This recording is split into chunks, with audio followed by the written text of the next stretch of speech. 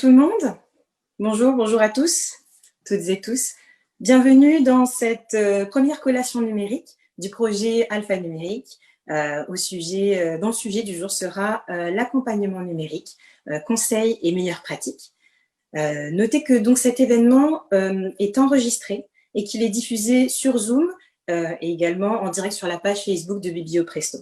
Donc je suis Aurélie, je suis chargée de conception et de médiation pour le projet Alpha Numérique et c'est moi qui serai la modératrice de cette activité aujourd'hui. Alors, l'événement auquel vous allez assister aujourd'hui, c'est un espace de partage, d'expérience qui va être orienté vraiment sur l'intelligence collective et collaborative. Il fait partie d'une série de 5 événements qui sont prévus tout au long de l'automne 2020. Il y aura donc un événement une fois par mois qui sera le jeudi. Et parmi ces 5 événements, vous retrouverez 3 collations numériques où il y aura un invité, comme celle à laquelle vous assistez aujourd'hui, et également des tables rondes au format un petit peu plus long, dans lesquelles il y aura plusieurs invités, et également des séances de questions pour les participants et les participantes à la fin. Alors, notre invité d'aujourd'hui est Richard Cassidy. Il est coordonnateur du projet Connect à la bibliothèque et au centre d'informatique Atwater. Et c'est un proche collaborateur des accompagnateurs numériques, donc des bénévoles, des tuteurs de ce projet. Donc, Richard, aujourd'hui, va vous parler des défis qui sont liés tout particulièrement au savoir-être et au savoir-faire des personnes qui font de l'accompagnement en littératie numérique, tout particulièrement auprès des aînés, Et vous pourrez bien évidemment poser vos questions tout au long de l'activité. Pour les personnes qui sont sur Zoom, vous pouvez utiliser le clavardage. Et pour celles qui sont sur Facebook, vous pouvez utiliser la section commentaires. Et nous les lirons à la fin à notre invité. D'autres membres de l'équipe sont présents aujourd'hui dans notre espace virtuel. Alors, nous avons Stéphanie qui est présente dans le clavardage pour répondre à vos questions, vous partager des liens intéressants. Nous avons aussi Daniel Aznavourian qui est agente de liaison communautaire pour le projet Alpha Numérique et qui est aussi la personne qui a organisé toutes les collations numériques et les tables rondes auxquelles vous assisterez tout au long de cet automne. Et nous avons également Stéphanie Gagné, qui est sténotypiste, et c'est elle qui fait le sous-titrage en direct que vous voyez apparaître sur votre écran. Également, on va vous partager un lien. Vous pouvez avoir accès au sous-titrage en cliquant sur ce lien. Donc, un rapide mot sur le projet avant de commencer, puis de laisser la parole à Richard Cassidy. Donc, le projet Alpha Numérique, c'est un projet qui est donc subventionné par Innovation, Sciences et Développement économique Canada dans le cadre du programme d'échange en matière de littératie numérique. Et donc, ce projet d'envergure nationale s'étend jusqu'en mars 2022. Donc, nous offrons des formations aux professionnels des organismes communautaires et des bibliothèques, et également des ateliers qui sont disponibles pour le public. Donc, ces activités ont lieu en ligne, principalement en ce moment. Vous pourrez retrouver toutes les activités que nous proposons sur le site web alphanumérique.ca et nous offrons également des activités en présentiel qui se dérouleront plus tard pour respecter les conditions dans lesquelles nous sommes en ce moment. Alors, voilà, ce sera tout pour moi. Vous me verrez apparaître peut-être au long de la vidéo et à la fin, pendant la période de questions. Je vous remercie d'être présent avec nous et je vais laisser la parole à notre invité, Richard Cassidy, afin qu'il se présente et qu'il puisse vous parler de son projet. Merci beaucoup. Bonjour tout le monde. En attendant qu'on me donne la permission de commencer ma vidéo et d'ensuite partager mon écran. Deux choses qui ne me sont pas encore permis selon les paramètres de notre rencontre. Bon, je peux partager mon écran. Oui, merci. Et ça, le voilà. Et pour ma vidéo, pas encore, mais c'est pas nécessaire. Peut-être plus tard dans la période des questions pour régler ça et vous permettre de me voir vous faire des sourires en vous écoutant ou en écoutant vos questions. Donc, l'accompagnateur accompagné en littératie numérique, merci à Régent Ducharme pour cette structure de titre de présentation. Quelques constats et conseils issus du Connect Project. dont je suis le coordinateur à la bibliothèque Atwater et que je vais vous présenter aujourd'hui. Bon, des constats et conseils et objets de réflexion à propos de l'accompagnement en littératie numérique. Et donc, premièrement, une couple de définitions.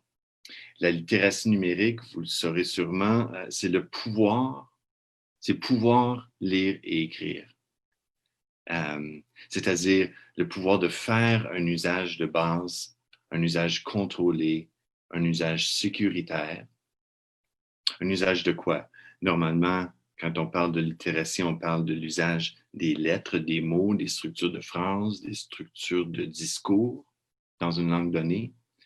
Mais quand on parle de littératie numérique, on parle de ce pouvoir de faire un usage du numérique, c'est-à-dire de nos ordinateurs, de nos téléphones intelligents, de tablettes, de l'Internet en général, des moteurs de recherche, etc. Donc, par exemple, avoir une certaine littératie numérique nous permet de trouver l'horaire de son autobus sur Internet, de commander et faire livrer quelque chose à la maison, de prendre rendez-vous et garder contact avec ses proches. Et tout cela en ayant le contrôle de ses données personnelles, de la sécurité de ses comptes en ligne, et ainsi que des paramètres de son outil, de son ordinateur, de son téléphone. Donc, accompagner quelqu'un qui chercherait à améliorer son degré de littératie numérique, parce que nous pouvons tous toujours améliorer notre degré de littératie numérique, c'est de soutenir quelqu'un qui cherche à s'assurer un plus grand degré de pouvoir sur son monde. On parle de pouvoir. Un petit peu de contexte. J'ai fait un doctorat en littérature anglo-québécoise à l'Université de Montréal qui portait sur ce que nous avons à apprendre de la littérature. J'ai ensuite passé 7 ans à enseigner l'anglais langue seconde en Corée du Sud et souvent dans l'enseignement de l'anglais, souvent à enseigner l'enseignement de l'anglais langue seconde à des futurs profs. Depuis mon retour, récemment, je suis le coordonnateur du Connect Project à la bibliothèque Atwater depuis mars 2019 et jusqu'au mars prochain, dont je vais vous en parler de ce projet-là. Je travaille étroitement avec l'animatrice d'expérience de la bibliothèque, Liz Perrin, qui est peut-être là aujourd'hui parmi nous et que j'inviterai à faire des commentaires, à rajouter si j'oublie quelque chose. Je travaille avec Liz, mais de même avec un bon nombre de bénévoles et bien sûr avec les participants et les participantes qui viennent nous voir au projet Connect. Le projet Connect est financé évidemment par le gouvernement du Canada, leur programme d'échange en matière de littératie numérique jusqu'en mars 2021. Vous verrez que le titre du programme c'est un hyperlien et ça me rappelle de signaler que ça me fera plaisir de partager ce PowerPoint, que vous puissiez bénéficier des hyperliens que j'ai insérés là-dedans. Excusez. Le Connect Project à la bibliothèque Atwater offre gratuitement un soutien et de la formation en littératie numérique à la communauté aînée, largement anglophone de Montréal, ainsi que pour tous ceux et celles qui peuvent se sentir, jeunes ou moins jeunes, dépensés par la révolution technologique que nous vivons actuellement. Projet Connect a développé un offre de 5 programmes différents, tous basés sur l'expertise et les partenariats que la mission de la bibliothèque Atwater permet de cultiver. Donc, les 5 programmes. Il y a un hands-on workshop, donc des ateliers pratiques, c'est une série de thématiques différentes dont je vais vous citer quelques exemples. Le Digital Discussion Lecture Series, donc une série de conférences. Digital Help Hub, c'est une offre de d'assistance personnalisée, dont je vais vous parler encore bientôt. Le Internet Peer Café, c'est des groupes de travail hebdomadaires, des groupes de travail et d'apprentissage en pair et supervisés. Et le Roadshow, Digital Skills Roadshow, c'est des séries d'ateliers mobiles dans les centres communautaires et dans les résidences pour personnes âgées de notre communauté de Montréal. Donc, au plaisir de vous décrire un peu ces programmes-là en plus de détails. Et c'est de ce travail-là, dans ces contextes-ci, que proviennent les constats que je vais vous présenter aujourd'hui. Quelques exemples d'ateliers qu'on a présentés: Using Government Services, comment aller sur des sites Internet du gouvernement pour accéder à des services qui nous reviennent, buying a computer, tablet ou smartphone, comment faire, quelles questions se poser lorsqu'on voudrait peut-être acheter un nouvel ordinateur ou une nouvelle tablette ou un téléphone intelligent. Etc. Spotting fake news qu'on a fait l'automne dernier, excusez-moi. Vous voyez les exemples. Et puis, quelques exemples des conférencières qu'on a invités. Il y avait, là, encore une fois, toute cette information me fait plaisir de vous transmettre ça plus tard. Tout récemment, on a fait avec Carrie en bas de la page, Carrie Jiamindai de McGill, qui nous a présenté un site web qui permet d'apprendre, de mieux comprendre comment faire des recherches sur Internet et d'analyser et faire usage de ces résultats-là de notre recherche dans le contexte de notre pour trouver des informations sur la santé. Donc, pour mieux participer à notre healthcare, à la santé qu'on se doit de prendre soin. Bon. Ce site web est en français et Carrie, elle a des collègues francophones qui se feraient un plaisir de vous présenter le site. Vraiment utile de voir, de suivre avec quelqu'un, étape par étape, qu'est-ce qu'on fait pour faire une recherche sur Internet dans le contexte, dans le domaine de la santé. Et puis, en tout cas, pour nos participantes, ça leur a été très utile. Donc, quelques exemples. Le Help Hub dont je parlais tantôt, jusqu'au confinement de la COVID, c'était des rendez-vous qu'on pouvait prendre en personne pour à peu près une trentaine de minutes, poser n'importe quelle sorte de questions à propos de notre ordinateur, téléphone, tablette, recherche Internet, pour mieux comprendre comment ça marche.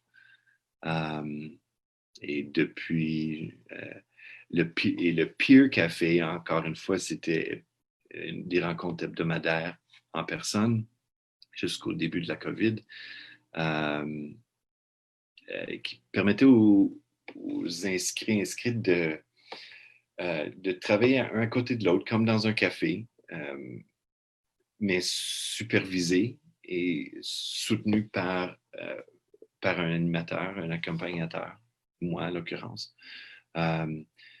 qui leur permettait d'offrir l'espace pour soit apprendre, poser des questions qui seraient utiles à tout le monde dans le groupe, mais aussi de poursuivre un projet de création, comme par exemple d'organiser, de faire un scan et numériser, d'organiser toutes ces photos de famille, de voyage, et d'en faire des petits livrets ou des présentations je pense que j'ai une couple d'exemples plus tard encore. En tout cas, Peer Café, le Help Hub 2, programme très utile qu'on a développé. Ensuite, les roadshows, c'est des séries d'ateliers et d'activités qu'on allait faire ailleurs, dans des centres, dans des résidences de personnes âgées la liste est devant vous, portant toutes sortes de thèmes selon ce que les participantes avaient posé comme question ou avaient comme intérêt.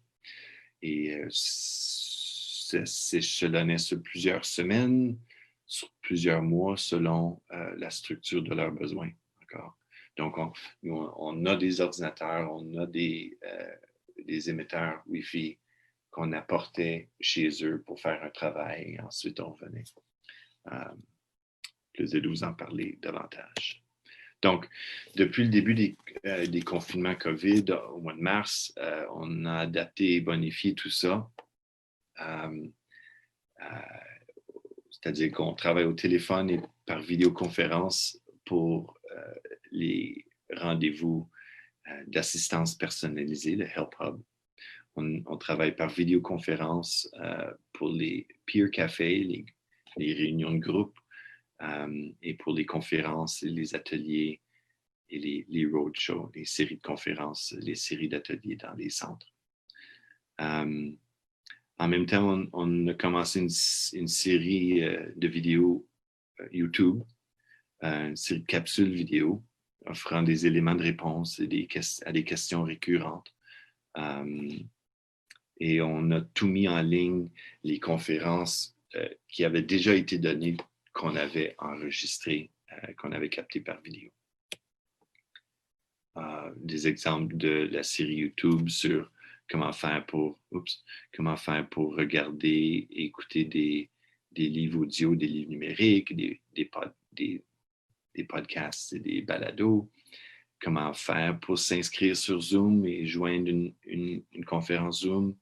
Comment faire pour commander, faire livrer des épiceries. Les liens sont tous là pour ceux qui se fera un plaisir de demander une copie de ce PowerPoint. Donc, notre financement s'achève au mois de mars 2021 et en même temps, les confinements de la COVID nous a démontré que la littératie numérique prend davantage de l'importance dans notre société. Il me fait donc un plaisir de pouvoir prendre le temps aujourd'hui avec vous de revenir sur notre travail au projet Connect et revenir un peu sur tout ce qu'on a appris, les et moi, en travaillant avec nos accompagnés. Je vous remercie d'avance pour toutes vos questions et Aurélie, vous intervenez quand vous voulez pour me demander de clarifier quelque chose. Sinon, j'attends vos questions à la fin. Je vous remercie d'être là. Et si on n'arrive pas à discuter de ce que vous voudriez poser comme question, ça me fait plaisir d'être à votre disposition plus tard, par email ou par téléphone. Donc, les accompagnés, c'est qui? Avec qui on a travaillé? C'est ceux qui, par exemple, ont un système Windows 7 qui n'arrête pas de leur dire que celui-ci ne sera plus entretenu par Microsoft et qu'ils devront donc le remplacer. Donc, comment faire? C'est ceux et celles qui remarquent quelque chose de nouveau et d'étrange sur leur écran et qui leur fait peur, qui ne comprennent pas, qui posent obstacle. C'est des gens qui ont peur de se faire ou de s'être fait arnaquer sur Internet. Des gens qui se butent à ne pas savoir comment faire ou comment ne pas faire X, Y et Z tâches avec leur ordinateur ou téléphone intelligent. C'est des gens qui veulent communiquer par Zoom, sur Facebook ou par email, par courriel. C'est des gens curieux qui veulent en apprendre, qui veulent, par exemple, organiser leurs photos de famille, comme je disais tantôt, et de voyage, ou de publier le récit de leur vie. Et c'est des gens qui, surtout depuis le début de la pandémie, veulent s'occuper pour ne pas se sentir aussi seuls qu'on peut tous se sentir. Bon, je prends note de l'heure. Merci. Vous reconnaissez sûrement les gens qui viennent vous demandez vous-même un accompagnement. Il y a plein d'autres exemples. Mais le premier constat qui me revient à noter en réfléchissant au travail qu'on fait avec ces gens-là, c'est qu'il n'est absolument pas nécessaire que je sache la réponse à leurs questions pour être en mesure de bien accompagner quelqu'un dans son apprentissage. Absolument pas nécessaire.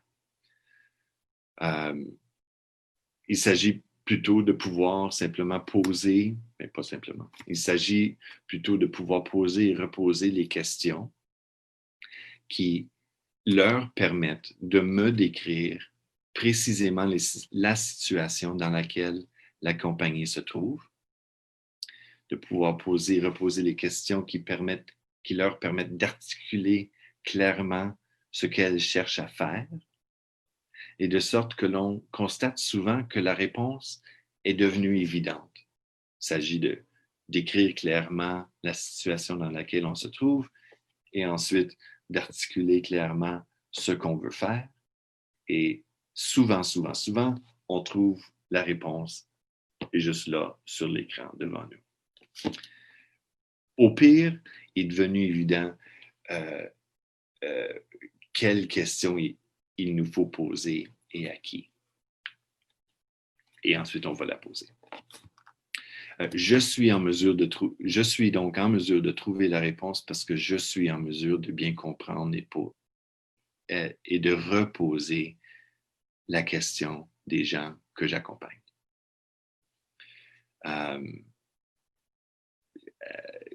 J'ajouterais que souvent, les bénévoles avec qui on travaille s'inquiètent de ne pas avoir une grosse connaissance, de ne pas avoir beaucoup de connaissances sur le numérique, et c'est justement pas nécessaire qu'ils l'aillent. Les gens dans les magasins ou qui comprennent, qui savent faire très bien avec leur ordinateur et leur téléphone numérique ne sont pas nécessairement en mesure de bien accompagner quelqu'un. Donc, le savoir n'est pas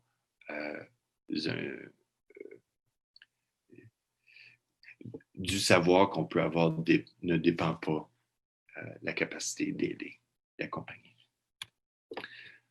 Ce qu'il faut, par contre, c'est de la patience, c'est de l'empathie et c'est de l'attention. L'attention qu'il faut pour répondre au désespoir, à la peur, à la panique même, la frustration et l'épuisement que quelqu'un peut ressentir face à l'Internet, face à leur ordinateur. Il faut pouvoir répondre à ce désespoir-là avec autre chose que le désespoir, de façon à donner espoir ou de mettre en confiance.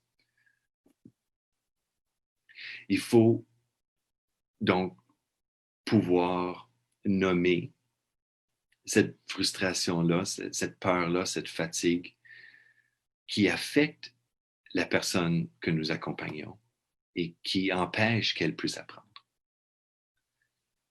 Mais il faut pouvoir aussi nommer la frustration et la peur que nous pouvons, nous, accompagnateurs, accompagnatrices, que nous pouvons ressentir dans notre désir d'accompagner. Il peut être frustrant de ne pas se faire comprendre, de ne pas comprendre ce que la personne a besoin qu'on lui dise, surtout à distance. On travaille beaucoup par téléphone et on ne peut pas voir l'écran dont on nous parle. Et c'est très frustrant ça peut prendre beaucoup de temps et beaucoup d'énergie pour trouver le langage qu'on a besoin pour se parler, le langage commun qu'on a besoin de se parler. Et moi-même, je m'arrête souvent devant l'évidence que non, j'ai les derniers 20 minutes qu'on a passé ensemble au téléphone, j'ai trouvé ça frustrant. C'est pas de votre faute. C'est ma faute. C'est comme ça. C'est frustrant, ce processus-là. et il est peut-être temps de prendre une petite pause pour revenir. Il est important de pouvoir nommer les affects négatifs qui servent d'obstacle à l'accompagnement et à l'apprentissage.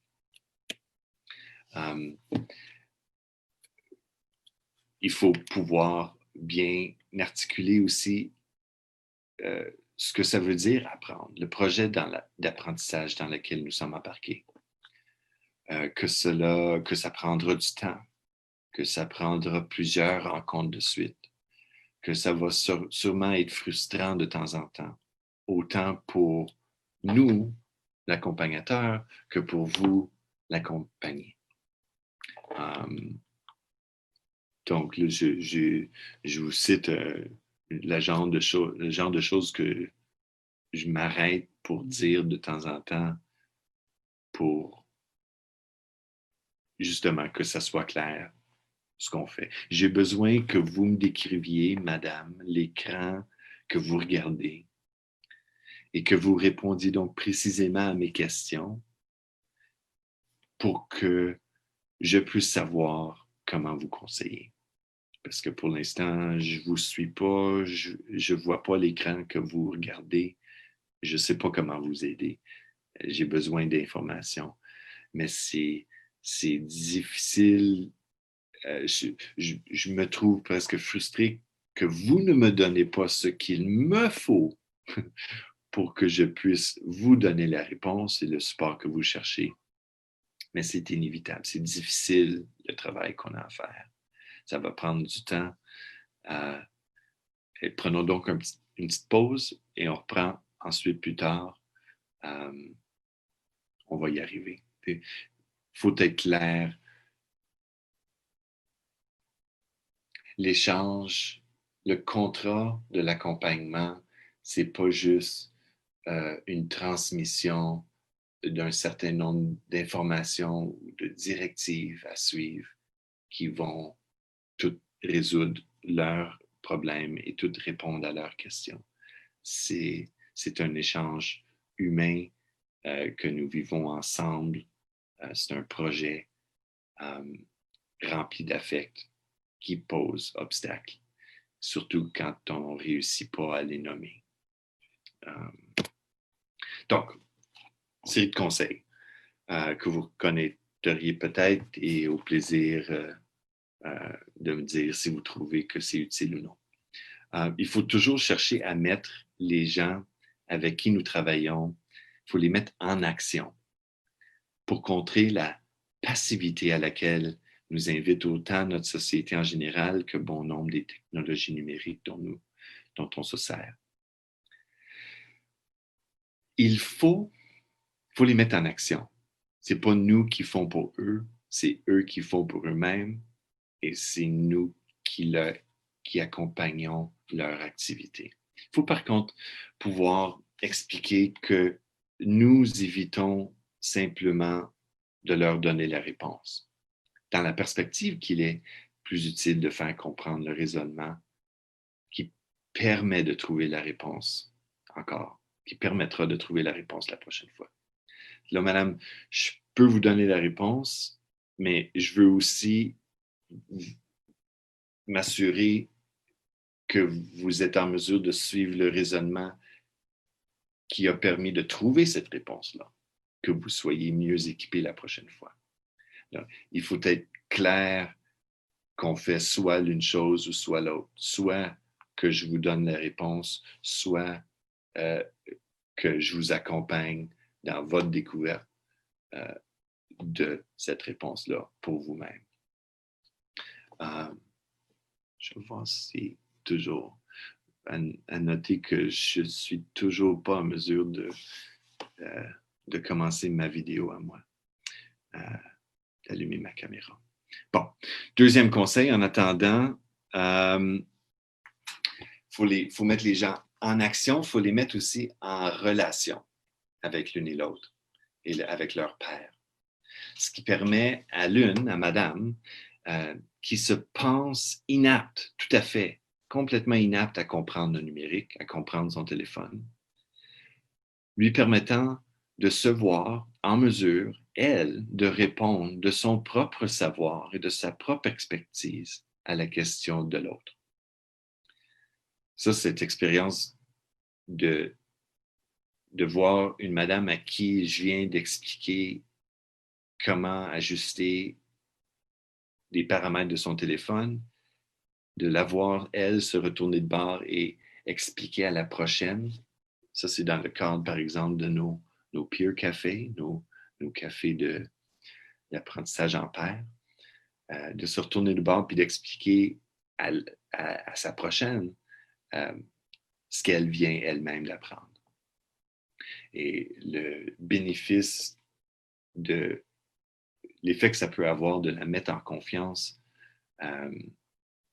est inestimable. Donc, nous, autant que possible, il faut mettre les gens en relation avec l'un et l'autre. Mais nous avons le devoir de créer des espaces sains et sécuritaires dans lesquels les gens pourront se sentir en mesure de participer. Je me suis créé un compte Facebook professionnel pour mes relations avec les gens que j'accompagne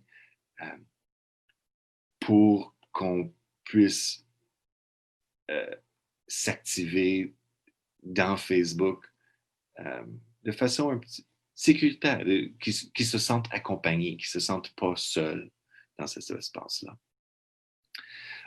Troisième conseil, il faut rechercher et surtout user des acquis du savoir, de la littératie et de l'expérience de la personne qu'on accompagne.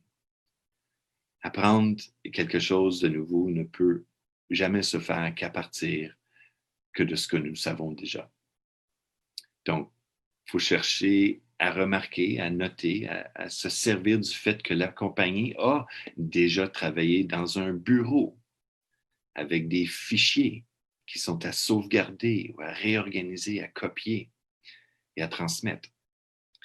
Que la personne que l'on accompagne a une connaissance de base de la méthode scientifique et qu'elle comprend que nous vivons dans un système capitaliste. C'est-à-dire, le langage et le monde numérique est basé sur le langage et le savoir que nous avons déjà de tous les jours. Right? Notre bureau, nos fichiers, copier, transmettre, organiser, c'est des choses qu'on fait dans le vrai monde. Il s'agit de trouver comment faire dans le monde numérique. C'est pas complètement une chose nouvelle. On peut se baser sur les connaissances qu'on a déjà, l'expérience qu'on a déjà. Qu'on soit débutant ou expert, on fait dans le numérique, on fait tous à peu près le même travail. Quand on a une certaine littératie, on se pose clairement un problème. Ah, je veux faire X. Et on s'articule une hypothèse. Il faudrait donc, si je veux faire X, il faudrait que je fasse Y et Z. Il faudrait que je trouve les boutons Y et Z. Et ensuite de tester si j'ai raison de penser, si cette hypothèse a raison. En fait, je ne trouve pas ce que je m'attendais de trouver. Il faudrait plutôt que je fasse, que j'essaie A et B, que j'essaie autrement. On a tous appris un peu la méthode scientifique à l'école. C'est un acquis qu'on a déjà. Si on peut articuler le processus d'apprentissage en littératie numérique dans ces termes-là, ça peut nous être utile. La remarque que les gens, les compagnies qui nous vendent nos ordinateurs, nos téléphones, qui produisent les programmes, les applications et qui dessinent les sites Internet, eux profitent lorsqu'on se sert de ce qu'ils nous offrent. C'est-à-dire, ils veulent qu'on puisse s'en servir et logiquement, normalement, ils cherchent à mettre à notre disposition ce qu'il nous faut pour qu'on s'en serve. Ils cherchent à faire que ça soit facile qu'on s'en serve, que ce soit évident de pouvoir trouver comment faire. Donc, la réponse à la majorité de nos questions, normalement, elle est là, devant nous, dans une petite case, dans un petit menu en quelque part, mais là. Il s'agit de poser la bonne question et d'aller voir, d'avoir la confiance d'aller voir ici ou là sur l'écran. Bon, quelques astuces et quelques rappels. Donc, l'idée que la réponse soit là sur notre écran devant nous, quelques minutes. Le fait que la réponse soit là devant nous ne change en rien que le fait que ça ne soit pas facile de savoir comment faire ou de trouver comment faire. Ça peut relever autant de la machine ou du site web qui est mal fait. Ça peut relever autant du producteur, de la compagnie en question, qui ne pense pas à nous, les consommateurs, qui ne nous donne pas, nous, la chance de bien comprendre. Si on ne trouve pas les réponses, si on ne trouve pas comment faire, il ne faut pas nécessairement et immédiatement conclure que c'est nous qui avons mal fait, que c'est nous qui sommes nuls, que c'est nous qui comprendront jamais. Ça peut aussi facilement être eux, le site, ceux qui ont dessiné le programme qu'on essaie d'user, qui ont mal fait leur travail. C'est une importante différence à faire. Il faut passer des fois par l'imprimé, c'est-à-dire le non numérique, pour éventuellement maîtriser le numérique. Dans le travail qu'on fait nos accompagnés, on fait souvent des captures d'écran et on les annote. On fait des annotations sur des captures d'écran. La fonction de ce bouton-ci, puis le rappel pour ce que veut dire ce bouton-là.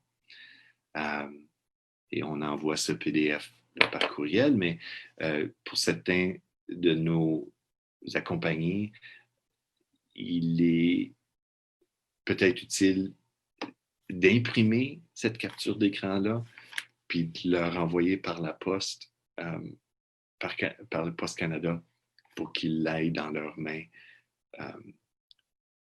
avant de pouvoir procéder vers un plus grand savoir.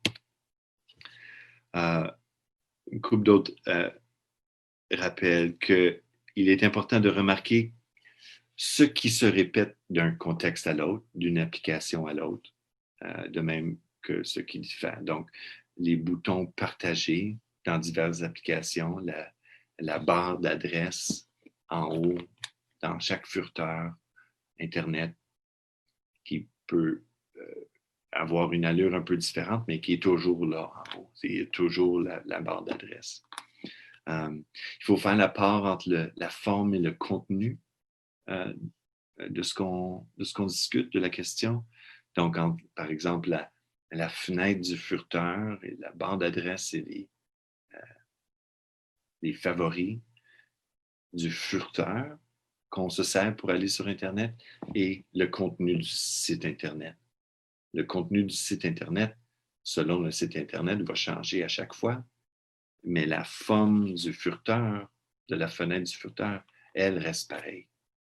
Et il est important de faire cette différence-là. Un rappel qu'on nous a fait dans une des conférences l'automne dernier, que de prendre conscience des paramètres de nos outils, de nos ordinateurs, de nos téléphones et de nos comptes numériques.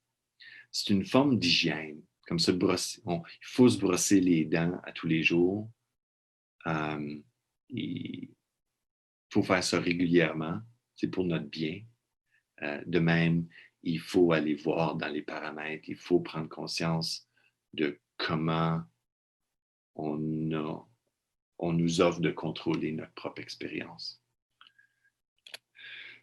Finalement, en anglais, il y a une phrase qu'on répond un peu d'une sorte de réplique commune, passive-aggressive, pleine de ressentiment. LMGTFY. Let me Google that for you. Ce qui veut dire à peu près, attendez que je fasse la recherche que vous n'avez vous-même pas pris le temps de faire avant de me poser cette question-là. Évidemment, il ne faut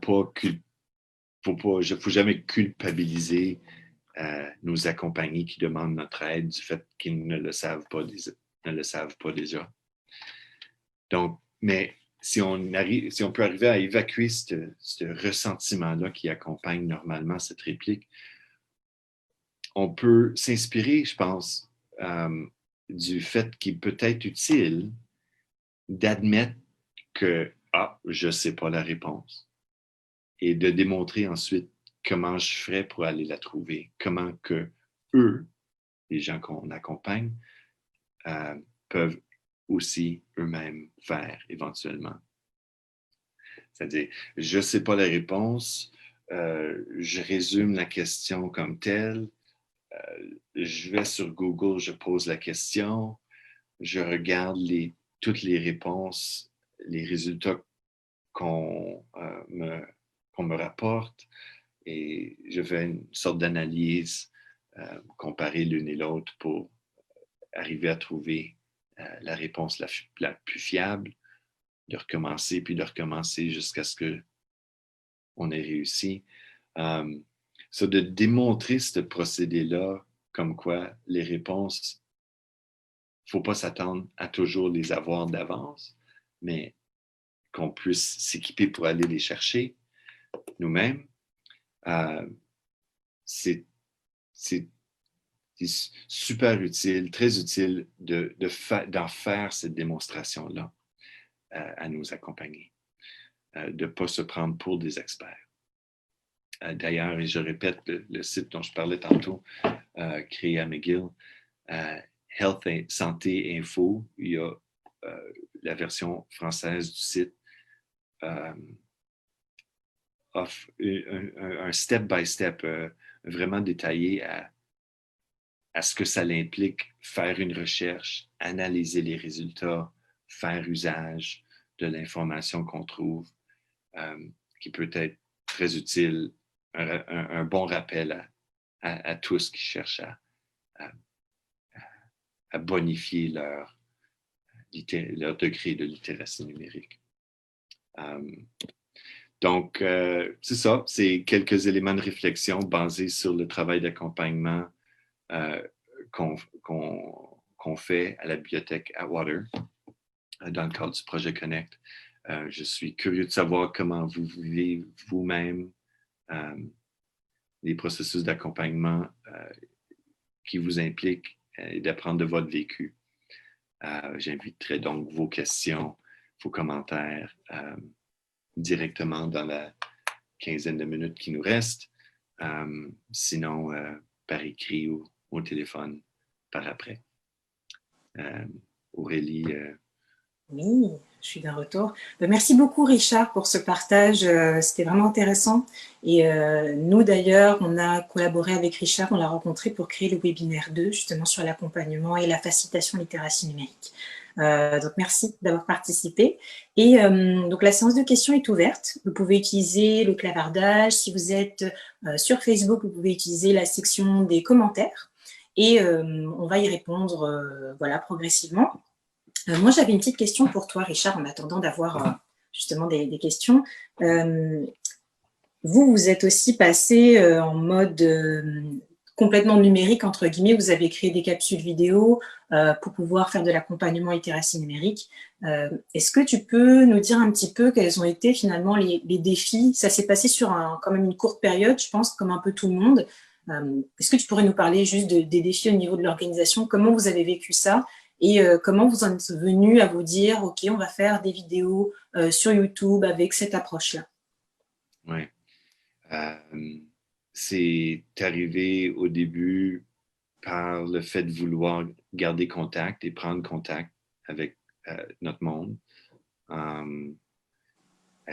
Donc, puis on s'est dit que peut-être, étant donné le niveau de littératie, une des choses les plus faciles à faire, c'était d'envoyer dans un courriel un lien vers une vidéo YouTube. Donc, c'était comme, on s'est imaginé que ce serait un moyen de communication ouvert à plus de gens. On n'avait pas pour autant l'expérience, moi et Liz, de production de vidéos, d'audio-vidéo. Donc, ça nous a pris un bout de temps nous-mêmes à apprendre d'enregistrer des vidéos, des conférences Zoom entre elle et moi en conversation, et ensuite d'éditer, de produire un peu ce fichier numérique-là et y ajouter des éléments. Donc vous-même, vous avez dû rebondir et développer votre littératie numérique pour pouvoir créer ce contenu-là. Comme quoi, et ensuite de savoir est-ce qu'une vidéo de 5 minutes est 5 minutes courte ou longue, qu'est-ce qui serait plus preneur,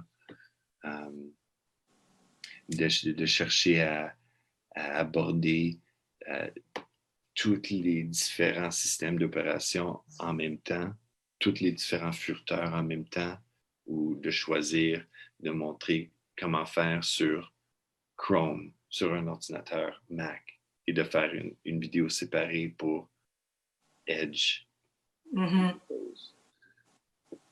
Donc finalement, c'était reformater le contenu que vous livrez normalement en présentiel, vraiment le réadapter en contenu virtuel. Ouais. Alors, je vois qu'on a des questions. C'est parfait. Alors, je vais aller regarder.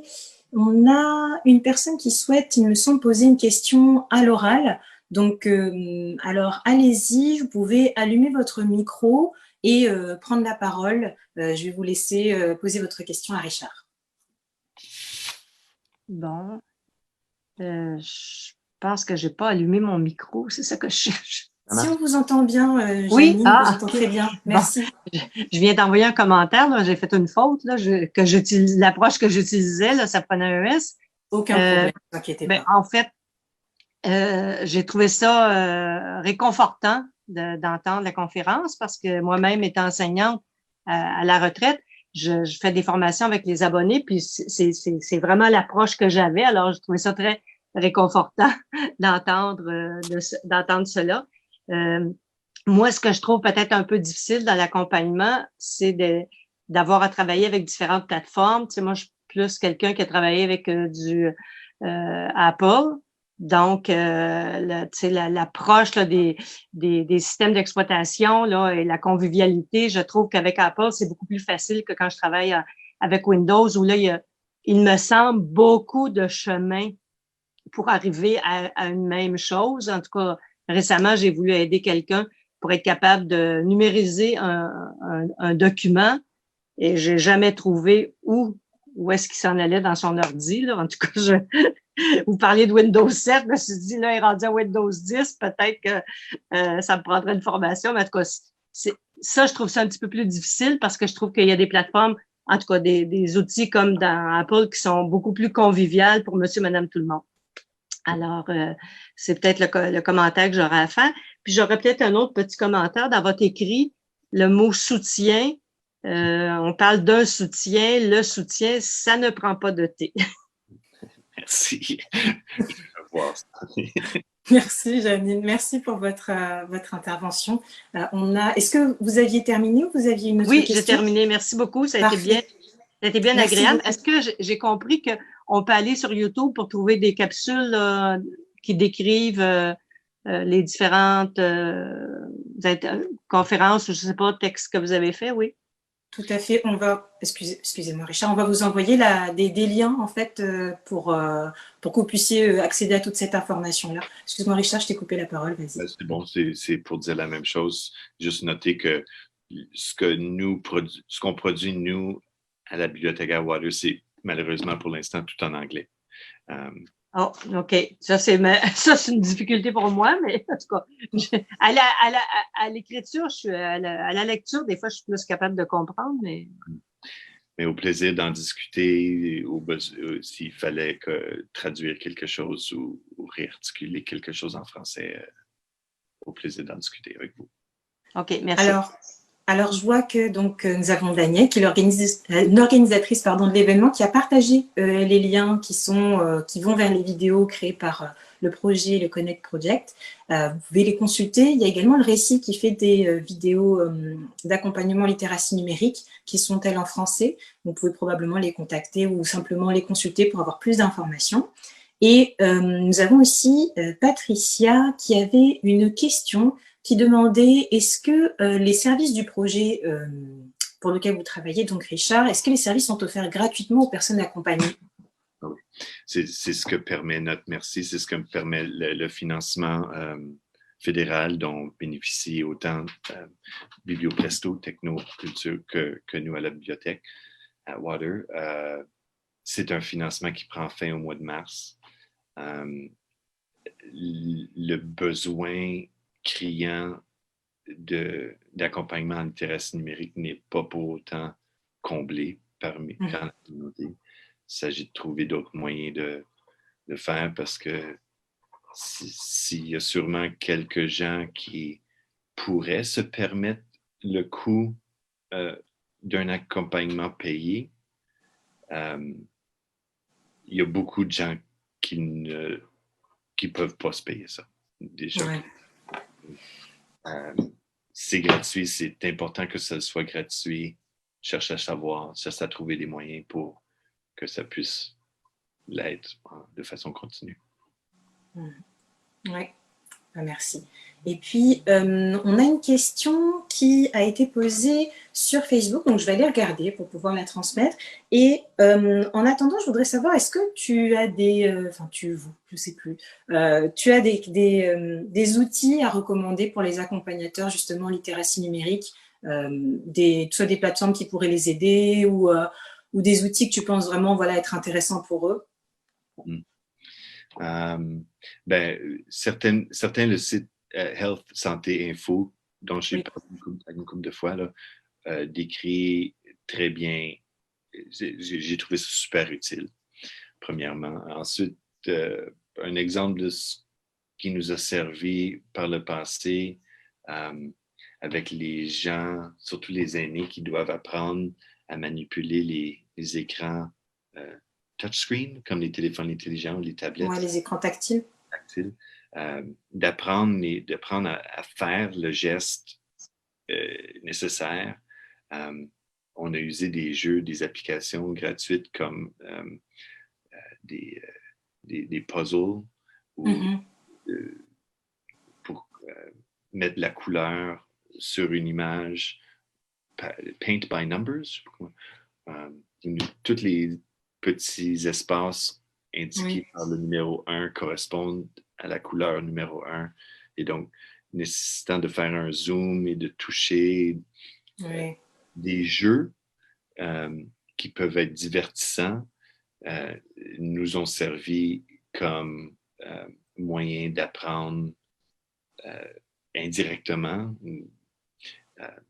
De manière plus ludique, on va dire, et interactive, et peut-être différente aussi qu'une approche plus pas à pas. Ça permet peut-être d'appréhender de façon plus agréable l'appareil. C'est deux exemples que j'aurais. Ok. Et on a une autre question. Je pense qu'on va en prendre deux autres avant, vu que l'heure approche. On a une question de Frédéric qui nous demande, lorsque vous accompagnez les personnes qui ont besoin de soutien technique, est-ce que vous avez sous la main, est-ce que vous avez créé une sorte de trousse avec des outils ou vous leur envoyez, vous partagez avec eux? On fait, comme j'ai noté souvent, des captures d'écran à noter, remarquer le bouton là, puis donc pour faire remarquer ce qu'il y a sur l'écran parmi tout ce qui me distrait en regardant surtout les pages web. Et ensuite, ces captures d'écran annotées deviennent des ressources qu'on a et qu'on peut facilement repartager. Mais plus souvent que d'autres choses, c'est à la pièce un peu, parce que chaque cas est différent. Chaque personne est pleine de ses propres affects. Puis c'est surtout ces affects-là qui font obstacle. Donc, de bien résumer, une fois que la personne est absolument fatiguée et exhaustée, vidée d'énergie par l'heure qu'on a passée ensemble, de pouvoir lui écrire un petit mot sur ce qu'on a fait. Souvent, madame me dit « Ah, ben là, quel dommage d'avoir passé 1 heure pour avoir rien fait, avoir rien à se mettre sous la dent à la fin. On n'a rien accompli. » Puis en fait, c'est bien facile à ce moment-là de répondre avec un point parfait. Non, ce que vous avez fait aujourd'hui, il s'agit de vous en souvenir puis de le répéter après. Donc, un petit suivi, un petit résumé par courriel. On trouve que c'est quelque chose qui leur permet de garder. Alors là, donc, de ce que je comprends, c'est finalement, vous, votre approche, elle est vraiment centrée sur l'écoute active. Vous présumez donc dans l'équipe que les participants, les apprenants sont les sachants, et vous cherchez vraiment à leur donner une autonomie, une confiance, et c'est simplement en créant ce lien de confiance, ça va permettre de les libérer, de pouvoir aller en toute autonomie avec le numérique. Donc finalement, moi, de ce que je comprends, c'est que oui, le matériel d'accompagnement, bien évidemment, il est utile pour décomposer, mais que c'est plus finalement la relation que vous allez créer qui va permettre un meilleur apprentissage. Oui. Pour dire d'une autre façon, une conversation que j'aurais avec quelqu'un au téléphone pendant 1 heure à propos d'un quelconque problème qu'ils auraient, la réponse qu'ils cherchent prend 5 minutes. Mais ils ne sont pas en mesure de l'entendre, de l'intégrer avant qu'on ait fait un travail presque psychologique sur 45 minutes avant pour les convaincre que c'est une bonne question, c'est une question légitime, qu'ils ne sont pas la seule à la poser, qu'ils ont raison de la poser. Oui, je comprends. Ok, parfait. Ben, merci beaucoup, Richard. Sachez que pour les participants et participantes, sur le site web alphanumérique.ca, justement, il y a des ressources, il y a des webinaires qui sont offerts, il y a donc les collations numériques et les tables rondes qui s'en viennent pendant tout l'automne. Vous avez les dates. On va vous repartager le lien du site web pour que vous puissiez consulter toute cette information-là. On va également vous repartager les liens dont Richard a parlé aujourd'hui. Et puis, merci beaucoup, Richard, pour toute ta générosité, le partage. C'était vraiment apprécié. Et merci à tout le monde.